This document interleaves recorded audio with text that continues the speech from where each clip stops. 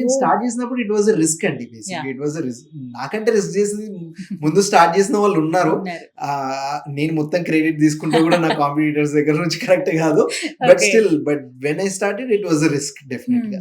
ఎందుకంటే వేరే మన మార్కెట్ మెచ్యూర్ అయినంత కూడా ఇండియాలో ఏ మార్కెట్ మెచ్యూర్ అవ్వలేదు in terms of silver jewellery. Not even Chennai, not even Bengaluru, not even Bombay, not even Delhi. Bombay and ఢిల్లీలో నార్త్ లో ఎప్పుడైనా ఆక్సిడైజ్ సిల్వర్ వేసుకుంటారు. They don't use gold plating silver. So మన దగ్గర మాత్రం గోల్డ్ ప్లేటింగ్ సిల్వర్ డెఫినెట్ గా ప్రిఫర్ చేస్తారు అన్నమాట. సో బట్ ఎంత కాదన్నా, ఎంత గోల్డ్ ప్లేటింగ్ కన్నా కూడా ప్యూర్ గోల్డ్ ని చాలా మంది ప్రిఫర్ చేస్తారు కదా. సో ఇప్పుడు ఒకవేళ గోల్డ్ జ్యువెలరీ ఏదైనా కష్టం వచ్చినప్పుడు దాన్ని తాకట్టు పెట్టినా డబ్బులు వస్తాయి, లేదు పూర్తిగా అమ్మేసినా మనకి ఎక్కువ డబ్బులు వస్తాయి. అలాగే సిల్వర్ జ్యువెలరీ ఇప్పుడు తాకట్టు పెట్టినా లేకపోతే డబ్బులు రావు కదా.